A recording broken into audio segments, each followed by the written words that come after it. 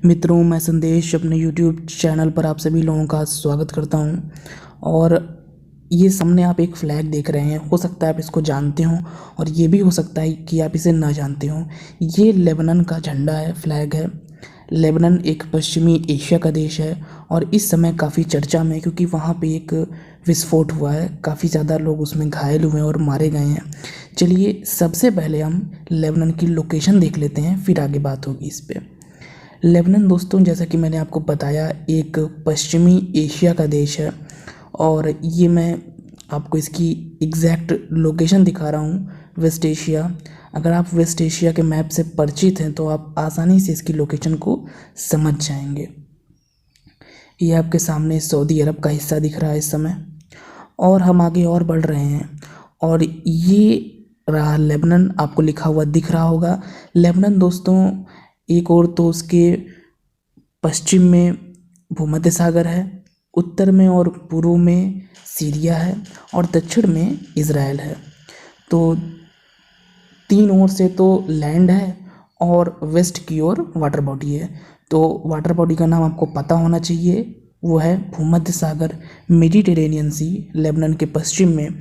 और बाकी दो देश इससे सीमा बनाते हैं। वो देश कौन कौन से हैं इनका नाम आपको पता होना चाहिए, इम्पॉर्टेंट है ये। एक तो है आपका सीरिया और दूसरा है इज़राइल। और इन दोनों की राजधानी भी आपको पता होनी चाहिए। जैसे सीरिया की राजधानी लिखी हुई है डेमास्कस और इज़राइल की राजधानी भी इस मैप में दिखाई जा रही है जेरूसलम। तो ये है आपका जॉर्डन, इससे सीमा नहीं बनाता, ये बात ध्यान दीजिएगा। जब आप पहली बार ऑक्सफोर्ड एटलस देखेंगे तो आपको कन्फ्यूज़न हो सकता है, लेकिन जब आप व्यवस्थित तरीके से मैप को देखेंगे जूम करके तो ये क्लियर हो जाता है कि जॉर्डन सीमा नहीं बनाता है लेबनान के साथ और ये उसकी कैपिटल बेरूत। यहाँ पर आप एक और, मैं इसका मैप यहाँ पे लेके आया हूँ, इससे आपका कॉन्सेप्ट और क्लियर होगा कि जॉर्डन बिल्कुल भी सीमा नहीं बना रहा है, सीरिया सीमा बना रहा है और इज़राइल। और इसके पश्चिम में भूमध्य सागर हमें देखने को मिल रहा है, जहाँ पे साइप्रस एक द्वीपीय देश के रूप में है। राजधानियाँ भी तीनों ही देशों की यहाँ पे आप देख रहे हैं।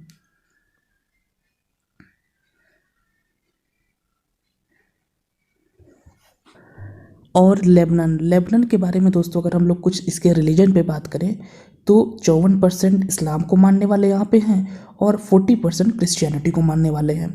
और जो यहाँ पे बॉर्डर कंट्रीज़ है, अगर उनके बारे में कुछ और हम जानने लायक बातें जो हमारे लिए महत्वपूर्ण है वो करते हैं, तो वहाँ की करेंसी हमको ज़्यादा हमारे लिए आवश्यक है उसके बारे में जानना। तो सीरिया की करेंसी है सीरियन पाउंड और इज़राइल की करेंसी है इज़राइली शेकल। लेबनान की है लेबनीज़ पाउंड। तो इन तीनों की करेंसी आप नोट कर लीजिए। और पॉपुलेशन सीरिया की 1.6 करोड़, इज़राइल की 88 लाख 88 लैक्स और लेबनान की 68.5 लैक्स। तो तीनों ही देशों की जो जनसंख्या है वो बहुत ज़्यादा नहीं है, काफ़ी कम जनसंख्या तीनों ही देशों की है। और करेंसी भी आप देख रहे हैं, स्क्रीन पे भी मैंने लिख दिया है, आप इसको नोट कर लीजिए क्योंकि करेंसी को बहुत ध्यान से समझा जाता है। ये बहुत ही अक्सर करेंसी इत्यादि के बारे में पूछ लिया जाता है। चलिए, ये तो हो गई दोस्तों कुछ बेसिक सी बातें लेबनान के बारे में। अब हम मेन टॉपिक पे आते हैं। ये आप एक तस्वीर सामने देख रहे हैं और अभी आपने न्यूज़ में सुना ही होगा, जैसा मैंने आपको स्टार्टिंग में ही बताया, कि यहाँ पे एक विस्फोट हुआ जिसमें लगभग 70 से अधिक लोगों की मृत्यु हुई और लगभग 4 से 5 हज़ार लोग घायल हुए। और इतना ही भयानक विस्फोट था कि इसका प्रभाव 10 से 20 किलोमीटर दूर क्षेत्र तक भी इसका प्रभाव पड़ा जहाँ पर ये विस्फोट हुआ। बेरूत की लोकेशन अभी मैंने आपको दिखाई थी।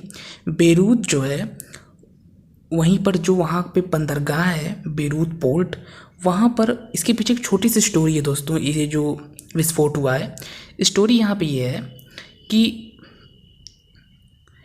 एक शिप जो कि जॉर्जिया से मोजम्बिक जा रहा था 2015 में, तो उसमें 2750 टन अमोनियम नाइट्रेट था। ये स्टोरी हो सकता है आप न्यूज़पेपर में पढ़े भी रहे होंगे। और वो शिप क्या था, वो शिप वहीं खड़ी रह गई। उस शिप को इन लोगों ने नहीं जाने दिया क्योंकि अमोनियम नाइट्रेट का संभवतः उनके पास लाइसेंस नहीं था, कुछ बातें थीं। उस शिप को इन लोगों ने वहीं खड़ा कर दिया और जो उसका अमोनियम नाइट्रेट इत्यादि था उसको स्टोर करके रख दिया। मतलब 5 साल वो चीज़ वहीं की वहीं पड़ी रही। अब कुछ लोगों का ये मानना है कि इसी में इस अमोनियम नाइट्रेट के कारण यह विस्फोट हुआ है, क्योंकि काफ़ी ज़्यादा ये विनाशकारी होता है जो अमोनियम नाइट्रेट हमारा है। और कुछ लोग ऐसे हैं जैसे डोनाल्ड ट्रंप, कुछ लोग जैसे मैंने ट्रंप का एग्जांपल लिया, ये कह रहे हैं कि ये इनके किसी दुश्मन की साजिश है, किसी ने इन पे अटैक किया, सीधे सीधे अपने बयानों के माध्यम से ट्रंप महोदय ये बात कह रहे हैं। तो अभी तो फ़िलहाल ये कुछ क्लियर नहीं हो पाया है। कुछ इशारा जो है इजराइल की तरफ है लोगों का, लेकिन इजराइल ने साफ साफ कह दिया कि हमारा इसमें कोई भी हाथ नहीं है। तो अभी ये बिल्कुल भी ये बात क्लियर नहीं हो पा रही है। हो सकता है आने वाले कुछ दिनों में ये चीज़ क्लियर हो जाए कि आखिर ये जो इतना भयानक विस्फोट हुआ लेबनान में, इसके पीछे क्या रीज़न्स हैं। लेकिन ज़्यादातर जो ट्रंप महोदय, तो आप जानते ही हैं कि अपने बयानों के लिए काफ़ी मशहूर हैं, वो इस तरह के बयान देते रहते हैं। लेकिन ज़्यादातर लोग जिस चीज़ के पक्ष में हैं वो चीज़ यही है कि ये अमोनियम नाइट्रेट जो यहाँ पे स्टोर था, उसी में केमिकल रिएक्शन इत्यादि के कारण इस प्रकार का वहाँ पे एक्सप्लोज़न हुआ, इस प्रकार का विस्फोट हुआ। और जो कि आप देख रहे हैं यहाँ पे तस्वीरें भी हैं। इतने ज़्यादा लोग घायल हुए, हज़ारों की संख्या में लोग घायल हुए, इतने ज़्यादा लोगों की मृत्यु हुई। तो अब आगे जांच इत्यादि होगी तो तस्वीर और इसमें क्लियर होगी कि आखिर बेसिकली मामला क्या है। लेकिन ज़्यादातर मुझे भी पर्सनली जो बात लग रही है कि यही कारण रहा होगा, क्योंकि युद्ध इत्यादि की या कोई अटैक वाली बात इस समय नहीं थी। इस समय वहाँ इस प्रकार की कोई सिचुएशन नहीं बनी थी। अगर कुछ इस प्रकार की सिचुएशन रहती, काफ़ी तनाव वाली स्थिति रहती, तो हम मान सकते थे कि इजराइल ने हो सकता है या किसी भी कंट्री ने ऐसा किया हो। लेकिन अभी वहाँ पे कोई ऐसी स्थिति नहीं थी, तो इसलिए इस बात को हम उतना नहीं कह सकते हैं कि किसी देश ने अटैक ही किया है। ये ऐसा भी हो सकता है कि जो अमोनियम नाइट्रेट वाली थ्योरी है वही सही यहाँ पे हो। तो ये दोस्तों एक छोटा सा अध्याय था, और इसको बनाने का मेरा उद्देश्य सिर्फ यही था। एक तो हम लोग जियोग्राफी के स्टूडेंट हैं, तो हमको बहुत ज़्यादा इसके हिस्ट्री में नहीं जाना है, बहुत ज़्यादा इसके हम लोग को पॉलिटिक्स में नहीं जाना है कि क्या किसने बयान दिया, वो हमारा विषय नहीं है। हमारा विषय है इजराइल, लेबनान, और जॉर्डन भी हमने देखा था यहाँ पे अभी, हालांकि जॉर्डन की सीमा इससे नहीं लगती है। तो जैसे जब भी अपनी मैपिंग को स्ट्रॉन्ग करने का सबसे अच्छा तरीका यही है कि जो भी न्यूज़ आपको मिले आप उस न्यूज़ को फॉलो करिए, क्योंकि मैपिंग स्ट्रॉन्ग करने के लिए आपको देशों के बारे में नॉलेज होनी चाहिए। और अगर आप इस तरीके से करंट अफेयर्स को लेते हुए चलेंगे और जो कंट्रीज़ हैं उनके बारे में, तो कम समय में आसानी से पूरी मेन जितनी भी कंट्रीज़ हमारी हैं उनके बारे में हमको जानकारी प्राप्त हो जाएगी। क्योंकि अपनी मैपिंग को स्ट्रॉन्ग करने का इससे अच्छा तरीका और कोई भी नहीं हो सकता है। अगर आप सोचें कि मैं ऑक्सफोर्ड एटलस लेके बैठूं और पूरा का पूरा मैं 1 महीने में तैयार कर डालूं वर्ल्ड मैप या सभी देशों के बारे में, तो वो इम्पॉसिबल है। लेकिन जब आप करंट अफेयर्स को फॉलो करेंगे, जैसे अब आज मैंने न्यूज़ में सुना और जगह जगह से मैंने स्टडी भी की, मुझे पता भी चला न्यूज़ चैनल्स के माध्यम से कि इस प्रकार की घटना घटित हुई है बेरूत में, तो तुरंत मुझे लगा कि इस पर एक छोटा सा अध्याय होना चाहिए, जिससे आप लोग कम से कम आप एक इस तरीके को समझे कि ये तरीका सही है मैपिंग स्ट्रॉन्ग करने का। अब आज आपने 3 देशों के बारे में जाना, यद्यपि लेबनान के बारे में हमारा मुख्य उद्देश्य था जानने का, लेकिन उसके साथ उसके हम लोग को दोस्तों, जब किसी देश के बारे में आप पढ़िए तो उस देश को तो देखिए, जैसे हम लोगों ने लेबनान को देखा, लेकिन उसके बॉर्डर कंट्रीज़, तो जैसे हम लोगों ने सीरिया को देखा और इजराइल, उनकी करेंसी, उनकी पॉपुलेशन, ज़्यादा चीज़ें नहीं पढ़नी है, बस कैपिटल देख लीजिए, करेंसी देख लीजिए, पॉपुलेशन देख लीजिए, और अगल बगल क्या कोई वाटर बॉडी है। अगर वाटर बॉडी है तो वाटर बॉडी जैसे अभी आज हम लोगों ने देखा भूमध्य सागर है। तो अगर आप इस तरीके से करेंगे तो बहुत ही, और न्यूज़ में आपको हमेशा इस प्रकार की खबरें मिलती रहेंगी, और मैं तो खैर प्रयास करूंगा कि हमेशा इस प्रकार के न्यूज़ में आपके लिए लेके आता रहूं। जैसे अभी मैं जब हाया सोफिया टर्की में जो अभी एक मॉस्क से म्यूज़ियम